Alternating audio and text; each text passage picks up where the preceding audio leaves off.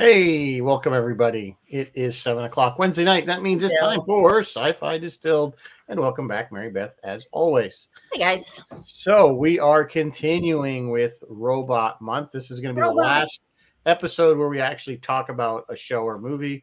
And then next week, Dave Lafredo is going to come on and we're going to talk about robots through the years, the A decades, greater spectrum. greater Of spectrum of robots in we general. might even talk about androids and So droids. it's going to go all over the place. It will be all I'm over. sure it will.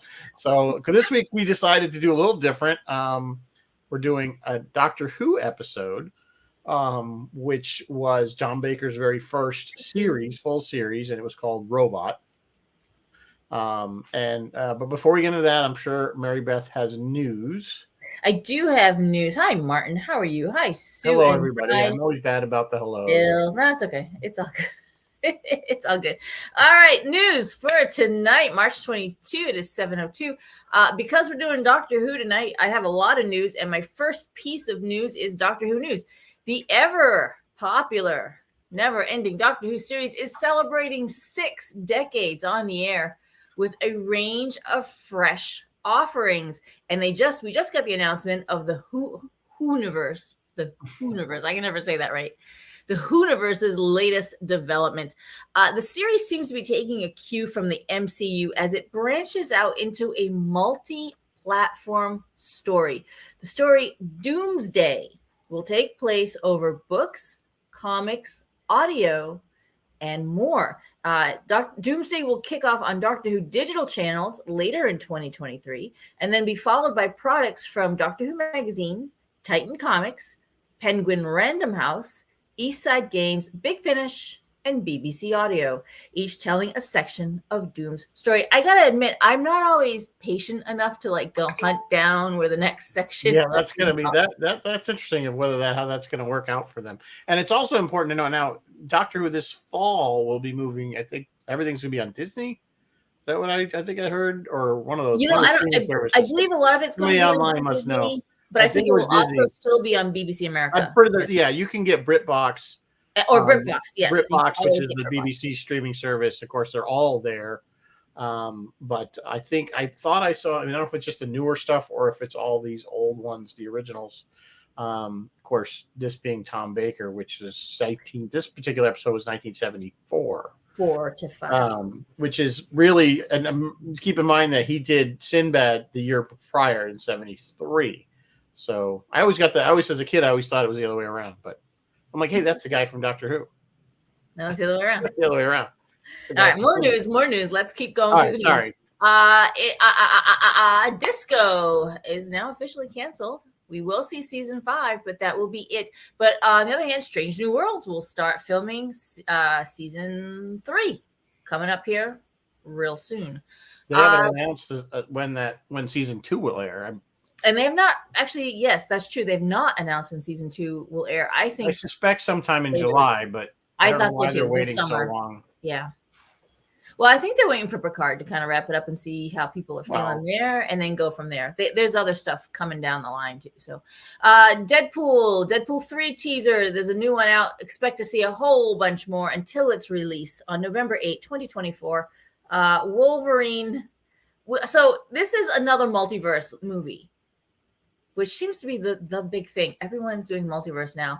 But you will see Wolverine in several of his incarnations, including, we're probably going to see him in his classic yellow spandex.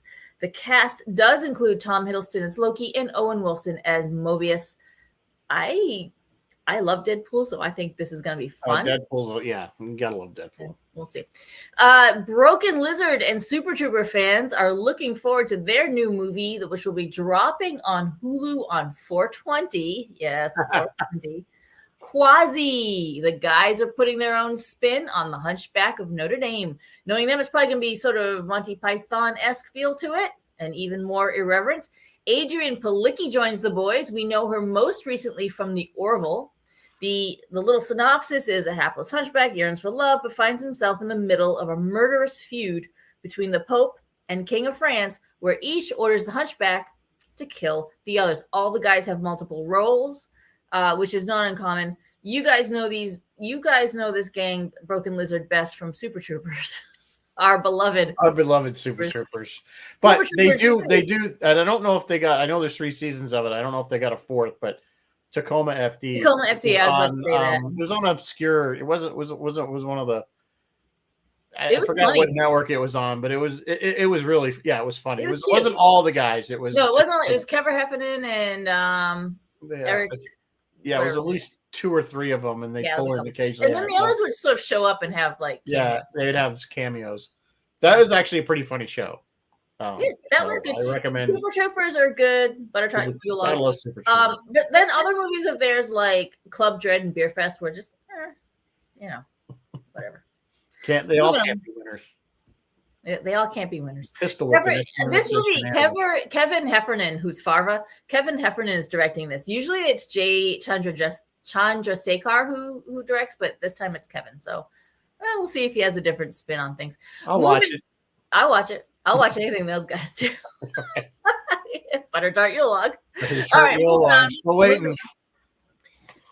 Daniel Kwan and Daniel Scheinert, known as the Daniels, are heading to a galaxy far, far away. Coming off their huge night at the Academy Awards last Sunday, Everything Everywhere All at Once swept up and took everything. Those two filmmakers will be working on an upcoming Disney Plus Star Wars series, Skeleton Crew.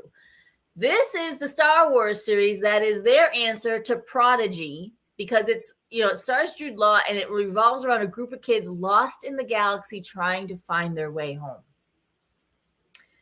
It is not clear. The production actually wrapped a couple months ago. So exactly how much involvement is it live action or animated? Not clear. Huh? Live action? No, animated. It's animated. Okay. I believe this is animated. Maybe it is live action. I don't know, actually, now that you mention it. I don't know. It's a valid question. It's a valid question.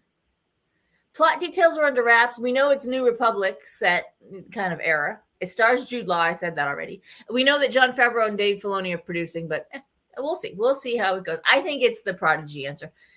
Do we care about Indigo Children? We probably don't. A new comic called Indigo Children hits the shelves this spring. It's described as X-Files meets the Umbrella Academy. I'll move on past that. Do we care about Blink of an Eye? Not really. Let's move on. And finally, kids from real life. And I know Rizzo hates when I do real life news. I don't hate it. I just don't know how to relate. Why are you telling us this? Star Trek fans everywhere are disappointed to learn that Vulcan is not a real planet. Let me explain. That relates. You see that's valid sci-fi distilled news. Because it's linked. Yeah, you're right. It is linked. Yeah. So in 2018, the Dharma Planet Survey thought they'd found this planet in the triple star system 40 Eridani. And they named this thing 40 Eridani B. It's about 16 light years away. And they did all the calculations and they thought it was all great. And they thought it was a rocky planet several times the size of Earth, which would exactly be what Vulcan's. And here's the thing, is that's where Vulcan's located in Trek, which I didn't know that. I didn't know we had actually placed planets in Star Trek, but I guess we have. Nerds. Unfortunately, since then, recently, better data and better calculations have revealed that no, there is no planet. There's no planet. There's no Vulcan. The better data and the better calculations are revealing other planets elsewhere, but no Vulcan. So the search for Spock's homeworld will go on. Or maybe it was there and Eric Bana came along and blew it up. I don't know. Maybe blew it up. They blew it up. Damn you. Guys, in the chat, I will drop 2 links. I will drop a link to a trailer for the Broken Lizard quasi Hunchback movie, and I will drop a link to this article because it kind of goes into a lot of detail about the calculations and how they figure out that there is a planet, there isn't a planet. We see the star, we see the system, what's there, what's not there. If you're into that kind of stuff, you can check it all out. Rizzo, what are we drinking tonight? What are we drinking tonight? Talk about Doctor Who? In honor of Tom Baker, Doctor Who, it's the Jelly Baby. That was his favorite candy to always produce. And this one's a pretty elaborate drink. It's all layered. Basically, it's vodka, blue curacao, Malibu, peach schnapps, pineapple juice, and grenadine, and you kind of just layer that in there. There's kind of some instructions I put in there. This is probably one of the more complicated drinks we posted, but I bet you it's tasty. And of course, if you garnish it with Jelly Babies, even better. But I don't think you can get Jelly Babies sweet I don't. Yeah, it's probably very sweet. I don't think you can get jelly babies. Well, at least they're not easily found in the United States. That's Yeah, definitely we'll have the to British thing. We'd substitute. have to use gummy bears. We'll have to use gummies or something. Yeah. Yeah, because we don't have true jelly Gummy babies. bears, not gummies. You know Gummy what I mean. bears. Yeah. You know what I mean. Here comes the Universe Today astrology article about Vulcan. Here we go. So, All right. So Rizzo, earlier I said to you, why are we doing this? why are we doing this? episode? Why have you chosen this? First of all, who doesn't love Tom Baker as Doctor Who? do. But anyway, and if you don't, you can just go now. Anyway, no. But I think one of the things I liked about, first of all, I think this was one of the first. Well, I shouldn't say that. It's not one of the first Doctor Who. I think I came into Doctor Who when PBS used to run it. At least my local PBS station used to run it like 11 o'clock at night every day. Yes, that's they used to run it the half hour, just the 25-minute, 22-minute, whatever it was, serial episode. And I think I started somewhere with the Key to Time series, but eventually they looped back around to this one. But the reason I picked this one out of like a lot of options that we could have done, and there was just a lot of options for robot movies and stuff, is I felt that the robot in this particular episode was very stereotypical of what a lot of people used to think robots were or would look like. Very mechanical, anthropomorphic type, but stumbly, kind of clunky, no real, just the lights kind of as for a face sort of thing. And I just felt that as for what we always kind of grew up early on,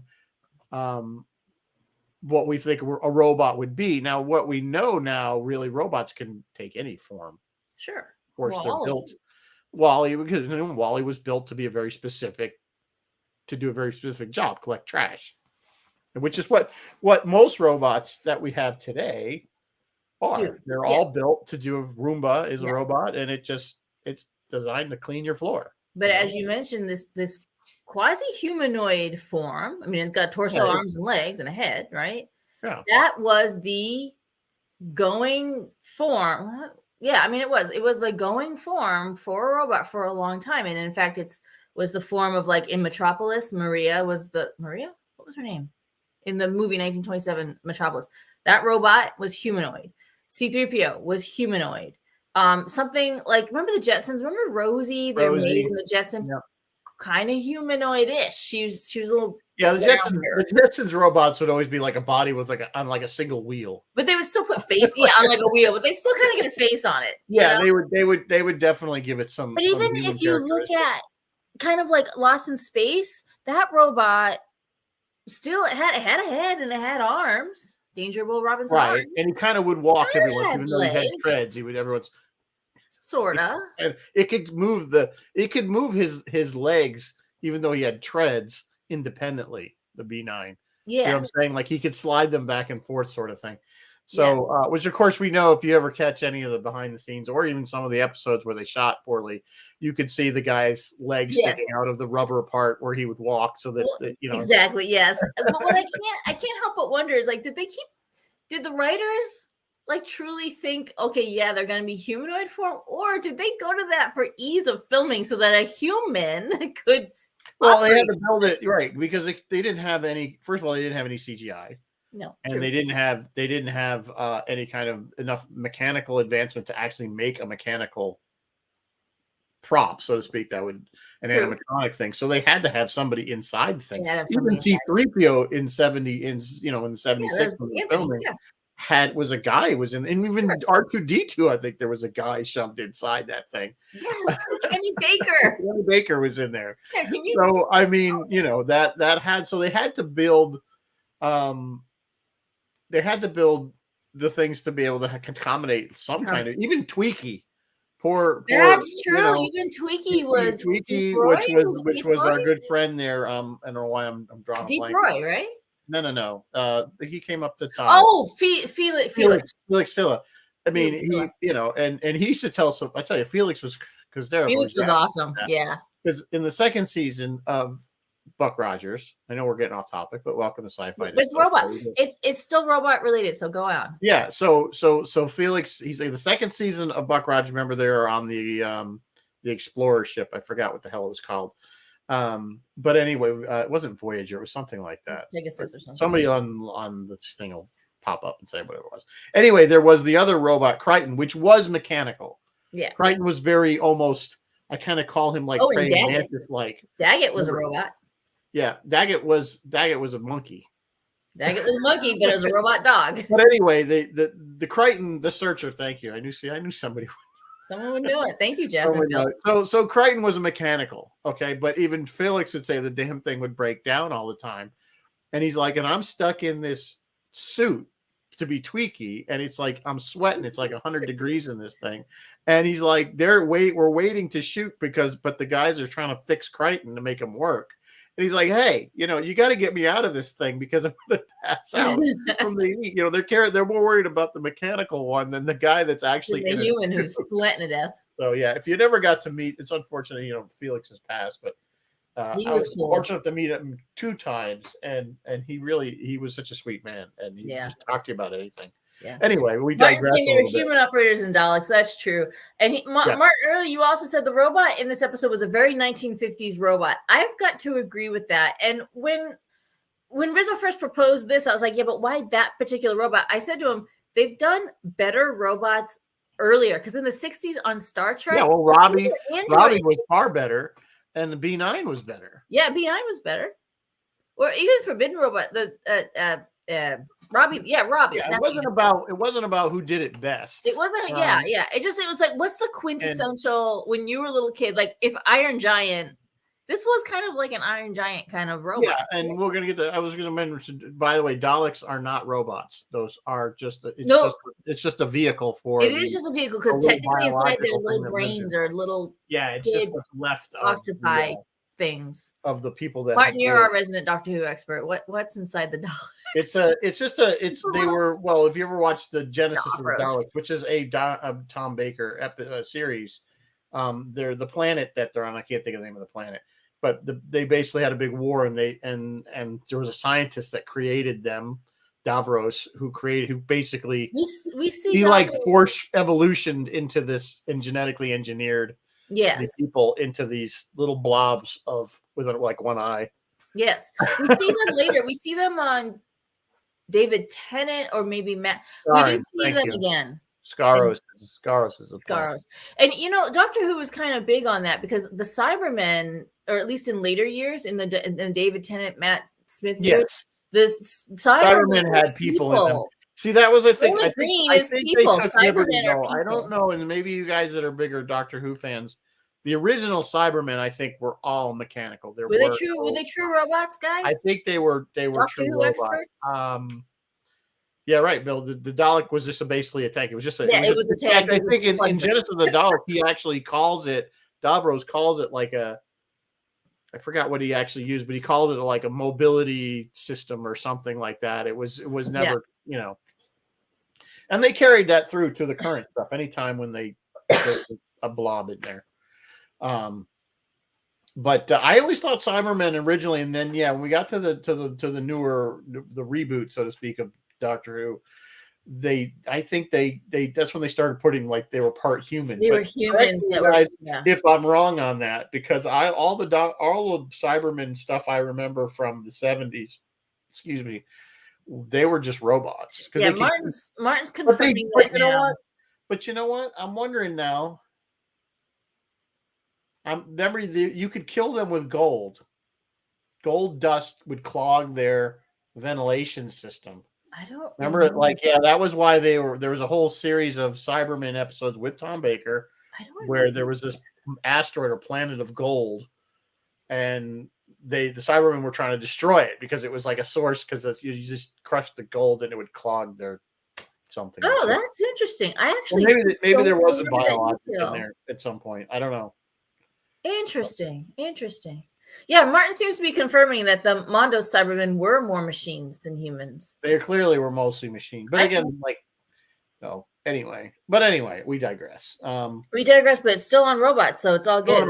It counts. It all counts. Clearly, like Doctor Who's done a lot with robots. And of course, there was the other episode I was considering, which I know a lot of you guys had thrown out, which was the androids of robots of death, I think it's called. Yeah, that's what I thought. Were more android like, even though they were yeah. Well, they were more anthropomorphic. They had more they had faces. They were still robots though. They were still robots.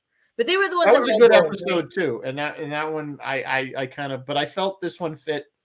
I don't know, because I always think when, like you say, from the 50s and what we always used to be, we see with a robot, even the wind up toys they used to have as kids, they kind of look like this one, sort of, that clunky mechanical. And we were just talking before we came on, what is it about these Doctor Who episodes that we love so much? The effects are so bad. Even for 1974, they're pretty bad. This particular robot was not built like, you could tell the actor inside this thing was just like, oh, I mean, he's holding the disintegrator ray thing, and it's like hanging down. Like, it's like he's shooting. Like, and they do the effects. Guys couldn't figure out a way to make him hold that thing straight. It was long, like a long. Yeah, it was like really bad chroma key, because I think they used to shoot a lot of this on video rather than film. I could be wrong. Correct me if I'm wrong, but I don't know. Just looking at some of it after the fact, it has a very video, a lot of lens flare stuff from the old tube cameras. That's why I think it was shot. I know. Well, basically, and I think to this day they still do it, but they look better. Was all soap operas were all video. Yeah, because they had to produce video. Yeah. So this was kind of like a very similar way. They used to do, it was almost like a soap opera in Britain. So yeah, typical BBC, correct? Yeah, Martin, no question about it. Why do we love it? We saw it in other stuff they did too. We love it. But something about it, because you like we were saying, look at what Jerry Anderson was doing at the same time with UFO. It reminds me of UFO and Space 1999, and their effects were way better. That's true. You know what it is about this is it reminds me of something out of all things, 525-77. There's a scene in that where the old guy, what was his name? I forget. He's saying, when I was a little kid, we used to go to the serials and we could see this old, they were making the movies, and you could see the strings holding up the ships, and you could see the cardboard the set was made of. But oh, look at the fun we were having. That line hit me when we covered that movie. That line hit me so hard. And this is what it's like. Like, we see Doctor Who is not perfect. Like, it has trouble. Yeah, there's something about always particular. And I think particularly about it. We just it's about Tom Baker. Well, let's be honest. The stories are actually pretty good. They're kind of good. Like, for me, I was a really little kid, so I was, as you said before we went on, that episode with the hand, that scared the snot out of me. When I was a little kid, that was genuinely the Hand of Evil or something like that. I think it was called the episode. I have no idea. Hand of Evil. And the other one where he was like, they're in a lighthouse, and there was maybe a monster or a squid or something. Oh yeah, that was the. He's like, I thought I locked the monster out. I locked it in with us. Dun dun dun. And I just, oh my god, that was so terrifying to me when I was a kid. There's just something. Yeah, that was something. Yeah, the something rock. I can't remember the name of that. But yeah, all those were great, but they really did a decent job. But they had they put some money into some of the costumes. I think they did a pretty good job. They got better. Yeah, they got better. There was one on the. By the time we went to the Talons of Wu-Tang and stuff like that, like later on, it got better and better. Yeah, they definitely improved over time, no question about it. And the writing improved, and like Tom's delivery, like the way Tom played the Doctor. I think Tom is what put Doctor Who on the map. I think particularly I didn't know who Pertwee was. You think I knew any of those? Yeah, I didn't see any of those until much later, because basically, again, with PBS. With PBS, for me, it went back. It went Tom and then Blondie. What's Blondie's name there? And then literally right up to Chris Eccleston. Like, that was my. There was Davidson, Pete Davidson. Then there was another one. Was another Davidson right after him, right? Yeah, there's two of them. The other guy that looks like other guy, and then I watched up through there, but then it looped back to Pertwee. I like Pertwee though. I mean, I thought he was good, but he was very different. And what I was saying, the other thing I was saying earlier before we came on was Baker was kind of the one that really perfected the quirky, rambly, genius kind of thing. Watch me think out loud, but also with the goofy jokes. Yes. He would always kind of be sarcastic and that kind of became the template for the Doctor, because I know David sort of did it that way. Matt Smith kind of did it that way. Jodie kind of did it that way. That, like, I'm thinking out loud. I'm jumping from one non sequitur to another, but it's going to make sense. Just watch. that. And that's like also the writers. Of course, that's also the writers. But once Tom started doing that, that was it. That's Well, the Doctor. and in this particular episode, he set the because again we said this was his first episode where He comes out in all those he was the costumes. full, he because of the previous one, it was the transition between Pertwee Yes. and him. So the thing when he's like he's coming in and out of the TARDIS with the different outfits, there's that scene at the Yes. beginning. Like, It's really hysterical good. because he comes out. Like, what are people doing? He comes out in this like Harlequin outfit, and then he's like, Matt do that too. No, one Matt, of the other they does all that too. kind of do it a little They bit. change clothes a little bit. They all until do it a decide little what bit. They look change for. the clothes too.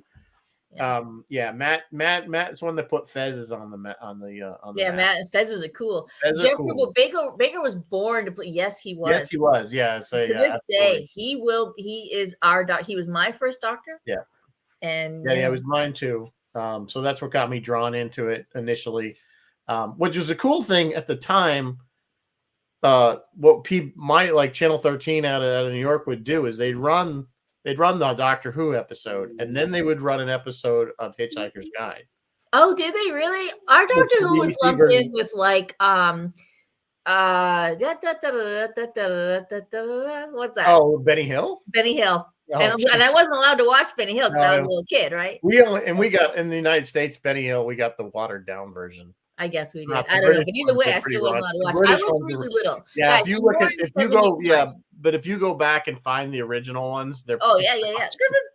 Because Europe doesn't care. Europe's like no, they're much more a little open minded than we are in the States. Yeah, they would never run the like full. stuff like if you guys have ever watched Are You Being Served, they had so many jokes in there that just I met the Very guy that was the tailor, the guy that was basically the gay guy. the gay guy. I met him. He was a hoot. They came because again, I worked for PBS for That's right. you about did. 5 years, and we used to bring these people over to Pledge Drive, and some of them were great. And those shows were actually very funny. Yeah, they were. I you used to enjoy those. Are You Being Served? What was the one with Hyacinth Bucket? Hyacinth Bouquet. I can't think of her name. Bucket. Hyacinth Bucket. It's Some of those Bouquet. were hysterical. No, this is not the Chinese takeaway. All right, back to the anyway, we robot. digress. But yeah, so again, that's why this robot. So this particular story is really almost like a King Kong kind of story. I mean, it was Yes, actually it modeled is. a bit after King Kong, and It particularly does. towards the end when he grows giant and He becomes, goes, yes, and he has a kind of thing for Sarah, sort of the he's way. kind of got a King thing for Kong, Sarah. And again, this is another we all love Sarah Like Jane favorite. Smith. I mean, Yeah. probably one of my favorite companions of all time. Elizabeth. Who ended up getting her own show for a while. There was like 2 seasons and then of they brought her Sarah back. Jane Yes. Chronicles. She got to run around with David for just a And bit. she did there, get yeah. right, and that spun off to the Sarah Jane Chronicles. She had her like 2 seasons of that. She was So- lovely. I don't know why. Yeah, I don't know what it was. Sarah was always the one that I think was one of the ones that we always, at least I had a soft spot for or something. Maybe because she was the first one that I was, again, because Tom was. But yeah, something about Sarah we love. Yeah, some of Sarah. This robot. Oh, Doctor Who experts, I have a question for you. This particular robot was designed by series regular costume designer James Acheson, and they kind of sculpted it out. By Alistair Botel sculpted it, but the James Acheson built it. It's the K1 robot, and I cannot help but wonder. Was there something in there? Was there a K2, 3, 4, all the way up to K9, who we know and love? We love K9. Was that an ongoing? Well, no, I think K9 was just a play on K9 was words. the doctor. I'm not the dog. I know, but he was a dog, so that's why he was K9. Yes, I get that, but I'm wondering. But this was K1. Like, was there a 2 and a 3, and I missed it? Maybe the hardcore Doctor Who folks know that. I don't. Does anybody know? I think it's just coincidence. It's just a but coinky could be wrong. K1 and K9. Just why the Because K9? remember, it wasn't brought. Remember, because the Doctor did not build K9. He picked that up from another. Yes, he picked it up elsewhere. Yeah. Yeah. Yes. I just wondered if I couldn't help but wonder, was there others and I missed them? Because I didn't watch various doctors in between Tom Baker and David Tennant. I just You really just shut off. Done. No, Bill says no K2, K4 Not that we're aware of. No. that we're aware of. All right. Just curious. No, I think it's just coincidence, and I think they just named it K9 because it was a dog. K9. Oh, do you have K9? K9. Oh, brilliant. There's K9. And it's the way his thing would go. Can you hear him?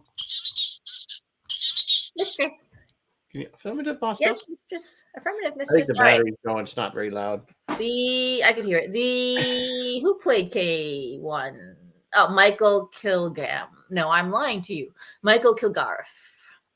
He also played some Cybermen and stuff like that. Yeah, I mean, the funny thing about the outfit, you're talking about the design of it. It looks like something a kid would make for a Halloween costume, with the exception of the head. The rest of it was like boxes of like tinfoil wrapped around. They just but not even, because he struggled. Like you could tell the actor was having a tough time in that. He had to bust through a door, and that just did not happen. Yeah, it was kind of cringeworthy, a lot of it, to watch, some of it, but I don't know what it is. At the time watching it, I was definitely in high school, I think, by the time I was seeing this. Yeah. So but I still loved it. I did too. And the other thing that is important to remember, I was going there was the King Kong theme that they clearly were working with, but they also pulled a lot from Asimov's I, Robot. Yeah, yes, they did. Don't hurt the humans. So that's what which is again the HAL 9000. Remember the whole, I was told not to, but I was forced to do something, which made it go crazy. Yes. This programming contradict each other gambit. That has been done gazillions of times. Star Trek alone did it, I can think of 4 times that they did it, and then a bunch of other times where they kind of quasi did it, sort of did it. In fact, I can tell you which 4 times, if you care. And if you don't care, I won't. But they did it in Return of the Archons. Landru, they hit Landru with the contradiction that the purpose. Well, those are logic problems. But it's logic. But that's what they were doing to this thing too. Well, yeah, but I mean, he was struggling against his programming. They said kill her, and he was going, no, I can't, because I was told that whole rule, Asimov's 3 rules, So the logic problems always seem to trip up these. Well, I'll get to the specific logic. The Changeling did it. That's Nomad. The Ultimate Computer, that's M5, and that was a moral code thing. But iMud, that was logic problem. That was a logic loop. Yeah, that was a logic loop. Yeah. There were other kind of computers and robots in TOS. What are little girls made of? The apple, for the world is hollow and I have touched the sky, that which survives. They're around. Star Trek loved its computers and its robots. Well, and they spoof it on Lower Decks, where they have a whole warehouse. Oh yeah, they're all locked up. The warehouse of evil computers. They just stack another one in there. It's so funny. Oh, it's another bad one. It's like they realize, okay, we went to that well way too many times. Yeah, an evil computer controlling a population. Gee, what a novel idea. So at least that's one thing I love about Lower Decks. At least they'll poke fun at themselves. At least they're willing to acknowledge their own shortcomings. Probably the best. We have some things. We have some interesting concepts coming up in this show that we might be the first time, maybe, for some of the stuff. We hear the idea of voice control. Something is voice controlled. And they have this idea of the prime directive, not our prime directive, but a prime directive. And they do try to get in a few little jabs of social commentary in there, which is always appreciated. Oh, and of course they did stick with the you must always do this. Red means evil. And of course the robot did have like red something behind his, like up here on the forehead, that was red. So yeah, but it didn't change color. No, it didn't. It was always red. That's true. So it wasn't like an iRobot where you could tell the bad robots from the good robots. Good robot and bad, like on iRobot, yeah. If you guys want to see this and you happen to be in Britain, in England, please go to the Doctor Who Experience. It is, I don't know where it is. I'll look it up and tell you where it is. But it's got a whole bunch of stuff and a whole bunch of exhibitions of props, costumes, and they have this particular robot. I don't know that he was used again for anything else. I think this was a one and done. It probably didn't survive. It looks a little battered. Like when you look at it, I see a picture of it on display. Yeah, I'm looks sure like it had to be made out of just like cardboard and stuff. I can't believe that. No, I think it's made out of metal. Is it really made out of metal? Probably aluminum sheets. Yeah, it may well have, which is probably why the actor couldn't get out. It was very clunky. I mean, very clunky. Well, it was funny because he was supposed to be this super powerful, like he could blast through the door, but he could barely walk.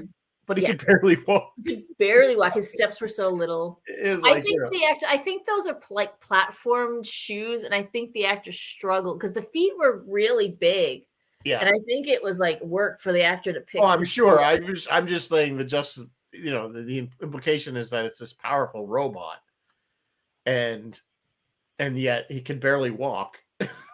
It wasn't like, I mean, you look like you could just run it, like, okay, yeah, come on, come at me. You like walk away from. Oh, But he had that disintegrator gun, so I didn't. well, once he got the disintegrator gun, then he But was you know, a bit you're more right, because formidable. you have a great point, because there was more than one time in the script where either the doctor or somebody was describing how powerful this thing was, and they described it quite frighteningly. You're like, oh man, this is bad. But then when you see it, you're like, oh. Well, they also implied that it was very heavy, because remember, that's how he Yeah, the discovered that he had dandelion. the The dandelion, dandelion dust. Yeah. which he said it was, what do you say, it was a quarter of a ton or something like Yeah. that, which really isn't that Which heavy. isn't actually that heavy. No, it's not Cars that are heavy. like that heavy. That's what, 500 pounds, right? Yeah. So, I mean, I I don't don't know know if that it would that's pulverize a if it's dandelion. different, if imperial pound is different than the Yeah, American good point. pound, Good but point. so, Martin, or are ton, imperial I should tons say. different from American? And are the tons different? I think they are, actually. I think maybe. Yeah, TONNE versus TON. So, Anyway. something else I was gonna say, it made me think, I lost my train of thought. Damn it! All right, you'll get it back. No, I'll get it back eventually. But what was I gonna say? Okay, so while you're thinking of that, I'm going to talk about historical robots and stuff. Some of the earliest robots were in the 1800s, and one of the earliest robots was actually, of all things, in a ballet called Coppelia, where an old professor, like in this show, builds a doll, and it comes to life. A little mechanical doll, it comes to life. And I was thinking about dolls coming to life, and I was kind of wondering, like, AI is Chucky. Pinocchio. That's as I would say. AI is Pinocchio. AI is the retelling of Pinocchio. Yes, basically. Is Pinocchio, now Pinocchio was wooden, but is Pinocchio, would a doll coming to life be the forerunner, be the precursor, be the, what's the word I'm looking for? I mean, you could make the argument, but my thing, I know you're going, I think I know where you're going with it, but I think what I think is key is that it's not, in Pinocchio's instance, that there was a magical or supernatural aspect. Yeah, it's not. There's no mechanicalness to it. He didn't build it to be alive. He just built it to be an inanimate object that came to life, like Frosty the Snowman. I mean, is Frosty the Snowman considered a robot? Good point. It's not a robot. It's magic. Yeah, Pinocchio is magic. Something in that magic hat that day, whatever. In AI, the AI character, the doll, the Haley Joel Osment, it was a robot, and the Jude Law character was a robot. Right, and we see too, though, that in this show that the robot is starting to develop kind of its own form of sentience, because it has feelings for Sarah. Good point. You know what I'm saying? So it's kind of developing on its own, which I'm sure they didn't initially build it program into it at all. Yeah. The thought that I did remember what I was going to say. The other aspect of this show, which was interesting for 1974, is the environmental, and that the whole point of the professor, who basically allowed this other organization, this basically fascist organization, to take control of it, was because he was mad that the people weren't taking care of the earth. That, there were environmental issues that we need to, and so that's interesting that all the way back in 74, people were already thinking in those terms about climate change and potentially of course they didn't call it that, it was all just pollution and so that's a great point. So this show hit on a couple social commentary and some environmental commentary. We've been warning ourselves about this stuff for how many years, and do we listen to ourselves? Apparently not. That's kind of sad.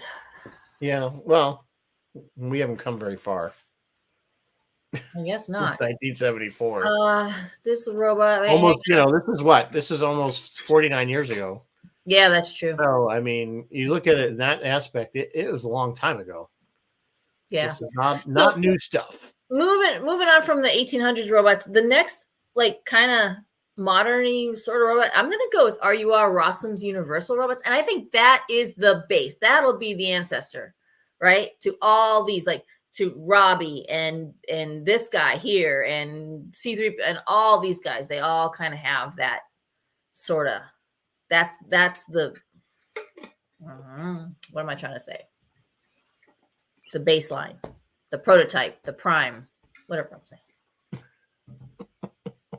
Because then by the time you get in the 50s and 60s, my God, there's a million of them. Zane Gort and the Astro Boy and the Mechanical Hound and the Iron Giant and the Iron Man. Again, the 50s was the beginning of the space age. And the 50s was the beginning of the space and that's kind of even going all the way back to something as silly as Toy Story was the whole thing where the toys were, everything was Westerns, TV shows, everything was Westerns. And then the Russians put that damn satellite up there. And everything, the space race was on, and everything became space oriented and science fiction. And then, of course, we got Forbidden Planet and all kinds of, yes, and science fiction movies that were either really bad, most of them were really bad, or Philip K. Dick novels, or right. Logan's Run, which had that kelp and fish from the sea. Yeah. What was his name? I can't think of that robot's name. We should do Logan's Run. We should do. But yeah, by the 60s, Philip K. Dick had written Do Androids Dream of Electric Sheep? So yeah. And by the 70s, we had the step. Again, a lot of people, we've talked about Blade Runner. I don't see Blade Runner as robots or even androids because they were synthetic humans. See, I think a robot. I think an android. But they didn't have any mechanical component. They were alive. They didn't have bone and muscle, truly, though. I think they did. They were just made better. I thought they were like Data. I don't know. I always thought that they. Who was that guy in Aliens? What was his name in Aliens? True, I guess they didn't really bleed blood, really, right? They had like maybe they were. I don't know. Well, he was an android. Yeah, that was like lubricant. That's how I imagined Pris and yeah, you might be right. The way they implied those that they were grown. But they did bleed. Didn't they bleed blood? I think so. Did they bleed red blood? Yeah. But it's all synthetic. Ash was in Alien. Blood. Like Ash, the white stuff that was like some kind of fluid. That was Lance Henriksen or whatever his name is there. Yeah, but I mean that was a fluid that wasn't really blood. It was like hydraulic fluid. Yeah, it was like hydraulics. But see, that's how I imagine Data to have hydraulics. But even let's go back to Blade Runner. Those kinds of androids that are indistinguishable from humans, they are still synthetic. Yeah, they're synthetic. They aren't decanted. They're not like in the Matrix where there's babies being. See, that's what they're saying. The whole point is they wanted to live longer than what it was. The program 6 years. Yeah, they only had 4 years, 5 years, 6 something years. like that. So they wanted. So clearly, they had the ability to, to live. To like actually, they wanted lives. So yeah, they wanted to live. I'm not. Their desires notwithstanding, what they were made of is still technically a synthetic thing. So I think that still falls man-made. They're man-made, right? Yep. They're not making themselves. If they're making themselves, now they're a new species, which is what the Measure of the Man argued, because Data made law. Yeah. But Data is clearly mechanical. But Data is clearly mechanical. You open him up he has a metal skeleton and wires. And positronic brain. But I didn't get the impression that the Blade Runner, was fully functional, so there had to be hydraulics in there somewhere. I think they were actually alive. I think they were living. I think they were alive. I don't know. Correct me if I'm wrong. I could be wrong. I'm no expert. How do I know? Neither am I. All right. While we're talking about this particular episode, we were kind of started to talk about the castle a bit there. This particular episode has no roads. However, Doctor Who and Star Trek has a million roads, and I'm gonna just mention a couple of the bigger ones. David Ajala, who plays Cleveland Booker on Discovery, he played in Doctor Who: The Beast Below. Daphne Ashbrook, Amy Benedict, Stephen Barkoff, Orla Brady, Laris, the Irish Romulan we didn't know we needed, Star Trek Picard. She played Tasha Lem in Doctor Who: The Time of the Doctor. Jason Brooks, don't care about him. Christina Chong, Laan Noonien Singh, talking about Data. No, he's not. That's a Khan relative. Star Trek: Strange New Worlds. She played Lorna Bucket in A Good Man Goes to War, and if I remember correctly, she is the one who gave River Song her name. Noel Clark, that's Mickey Smith. He played in Star Trek Into Darkness. You guys kind of remember him. Alan Dale. John Delancey played in Torchwood. Van Epperson, John Thagard, John Norton, Paul Hayes, skip. Keep on going. There's a million of them. There's so But many. basically, none from this era. Simon Pegg. Well, not really. No, not from this. Deep Roy. He was a. Oh yeah, Deep Roy. Deep Roy played Kienzner in the JJ Treks. He played in the Talons of Wang Chang, which is a Tom Baker episode. Yep. Robin Sachs. You guys know Robin Sachs? He actually played the big bad in Galaxy Quest. He played General Valen in Voyager the Void, and he played some Professor Dude in Torchwood. Mark Shepard. You know Mark Shepard. You would know him if you saw him. He played 2 episodes of Voyager. He played in The Impossible Astronaut and Day of the Moon. W. Morgan Shepard, completely different guy.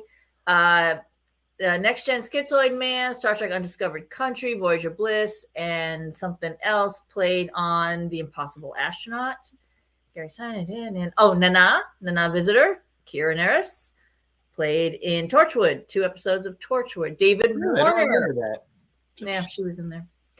David Warner did Doctor Who. Well, we know what he did. He did Final Frontier, Undiscovered Country, and Gul Madred.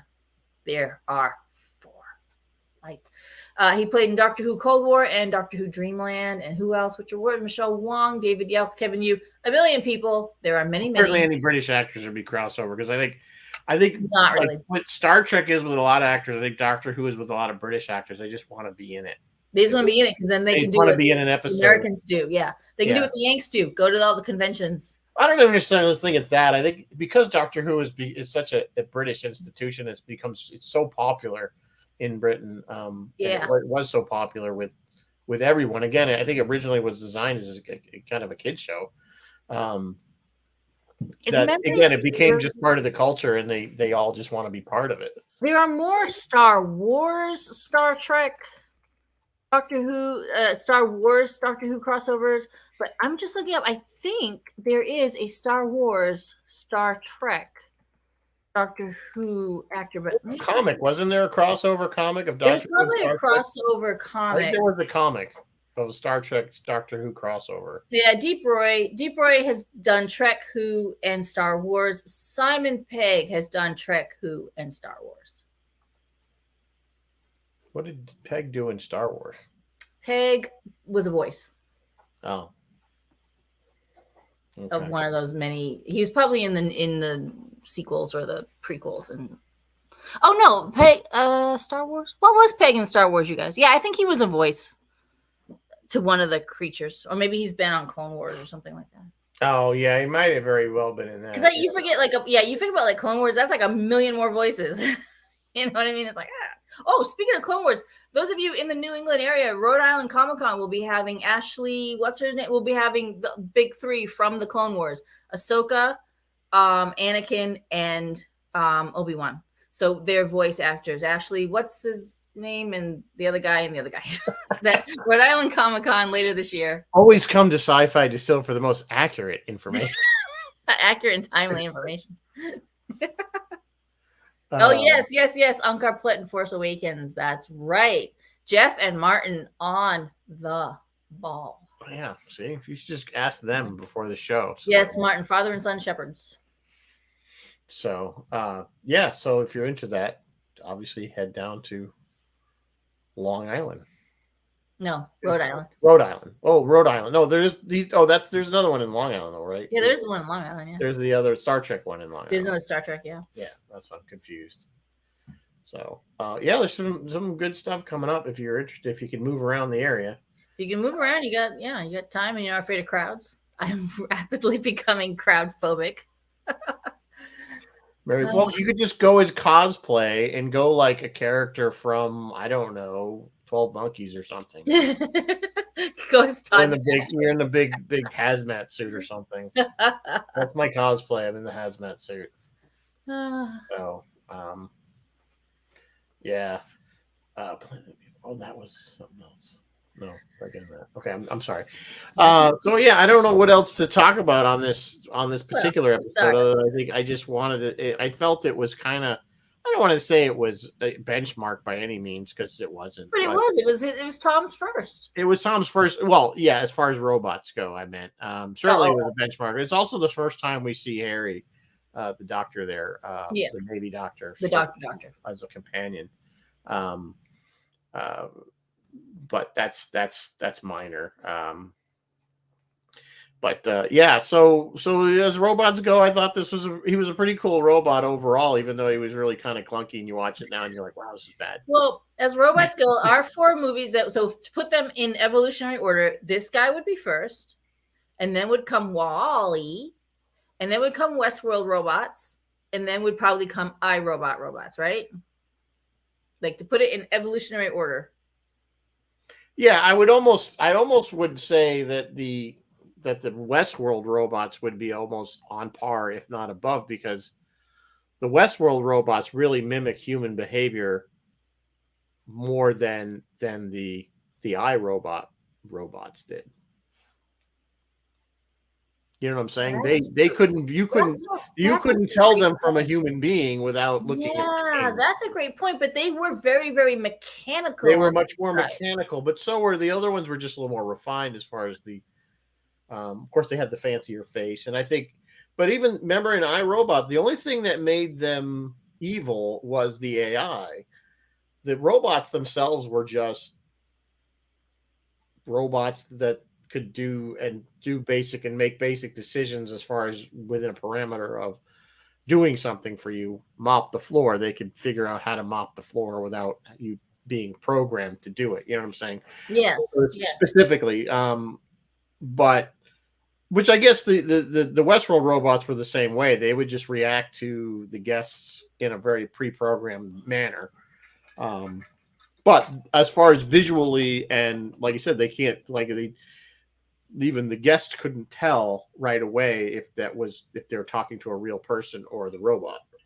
Okay, so all right, so then you would put it this robot, the Doctor Who robot, then WALL-E, then iRobot.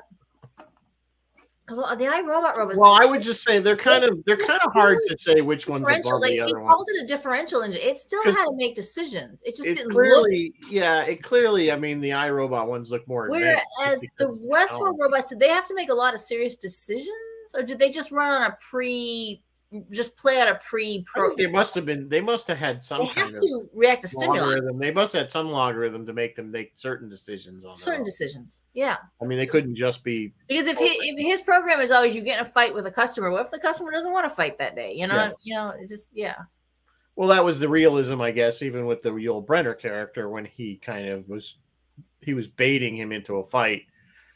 Even when he tried to ignore him, he kept at it until either I guess you could walk away, certainly. But then next time he sees you, he's going to continue with the badgering until you either shoot him or whatever. I guess. I don't know. That is hard to compare those two because they're decades apart. True. True. I mean, the way just the perception of robots and because the robots in iRobot were designed just as mechanical aids to humans to basically do all the stuff that we didn't want to do. Whereas the robots in Westworld were only designed to be entertainment. True. Their only purpose there was to entertain humans.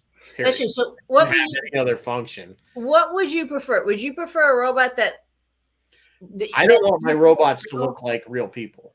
Do you want like a replicant? Or do you want it to look like iRobot so you know it's a robot? No, I want to know that it's a robot. So I'm thinking more of the iRobot robots. And I don't want them with the later ones, with the new ones with the faces. They're smooth. I like the old ones that look like the mechanical. Yeah. That's just me. I mean, just because I don't. Yeah, the old ones that look mechanical were like a step above. Do you remember McQuarrie's first design for 3PO? Yeah, he looked much more. Well, again, and it was. I have a picture of it somewhere around here too. And you saw a lot of Metropolis in that. Yes, you did. You did see a lot of Metropolis. I mean, he clearly was channeling that when he drew it. Yeah, Bill is asking if we want the Cylons, the right, and I was going to mention that because that's what eventually that's kind of what happened with the new Battlestar. The 2004 reboot is we had the more mechanical Centurion led by your command Cylons. And then eventually they evolved into the more human ones, which actually had some biological. Yeah, they component to were them. like replicants in Yeah, many they ways. were much more like replicants, but I Yes. think they still had.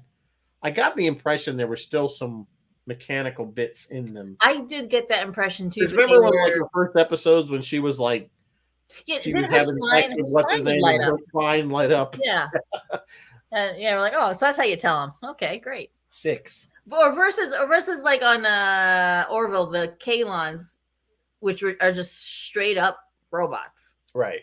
Straight up robots. Just giant walking Well, computers. apparently his head can split open and it has. And then there's guns inside. Yeah. So. But, all right. So next week anyway. we will have Dave Lafredo with us. Dave We're going to Lafredo will be here next week. How Hollywood treats robots, and we're probably going to venture into other areas such as androids and droids and other. Yeah, it's going to be kind of a free for all. I think we're going to stay away from cyborgs, but it's going to be more of a free for all. You know, cyborgs were always started out as living beings and then had stuff. Yeah, cyborgs started as living beings and then get augmented. Yeah, right. So they're not on the table. But you know, we never really talked about things like Transformers or No, we didn't. Yeah, no, or like that Hugh Jackman movie, Real Steel. Those robots don't. They're actually in Real Steel. They're slaved to the person, so the person's down going like this, and this huge giant robot's in the ring going like this. So no programming whatsoever, just a slave program, and right. It does whatever the person does. Real Steel is actually a cute movie, you guys. If you want to check it out, it's fun. I've never seen it. Yeah. Martin saying robots in Westworld were on par with robots in Shore Leave. Yeah, exactly. Yeah, that's a great comparison. Yes, absolutely. Yeah, I have my little antenna back here just in case. It's my little Shore Leave. Did I ever show you guys that thing? No, let me show it. It's right here. Hang on. I have wires that are strung around. See if I can do this correctly without. So I've got the. Oh yeah. The thing. It does work. It actually. Let me see if I can turn it on. It's got motion control with the stupid battery thing. Come on. That's cool. So I have it set up so that if you get close to it, it starts moving on its own. Oh, that's cool. It's got a motion sensor. Yeah. So anyway. Real Steel is Rock'em Sock'em Robots. Yeah, exactly. Yeah. So what does Roy got coming up? Roy is doing when I put Roy, here he is. I guess he was supposed to do David Hirsch from Starlog magazine last week. It got rescheduled to Sunday, March 26th at 7 p.m. They're going to be talking Quatermass. And that is you guys, is Quatermass also a robot thing? Just out of curiosity, I feel like it might be. I'm not sure what Quatermass is. And then this Thursday, Phil on WUSB Stony Brook, he and I will be talking to Code Blue NY, which is George Berry and Nick Overkill. I can't remember Nick's name. And that'll be this Thursday. And then Friday night is the Friday night Freeform. As usual, Rizzo, we already know what we're doing next week. Yep. Like I said, Dave's coming on and we're going to do robots, and wrap up robots. Wrap up robots. And I don't know what we're doing after that. As usual. I don't know. Like X-Files. You guys, there is a Quatermass. Hang on. Let me look at this really quick because I know I saw Quatermass something when I was looking up robots. Hang on. List of robots. Quatermass.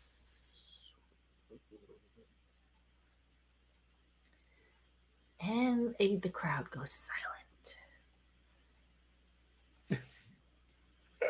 The Quatermass. Where is it? Phil K. Dick.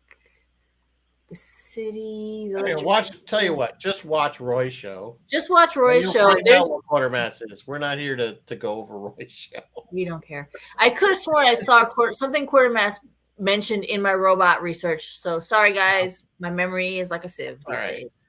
So again, we'll see you next week. We have some ideas for stuff coming up, but we'll flesh it out hopefully. And I can't believe we're in April already. It's gonna be April before you know it, and then let's get rid of the snow. Get it unbelievable. So anyway, I'm gonna go watch. Me too. I'm gonna watch Go Mando. watch some Mando. So, all right, guys, until next week, we'll see you. Good night. Live long and prosper. Take care. Be safe. All that stuff. Good night. Bye.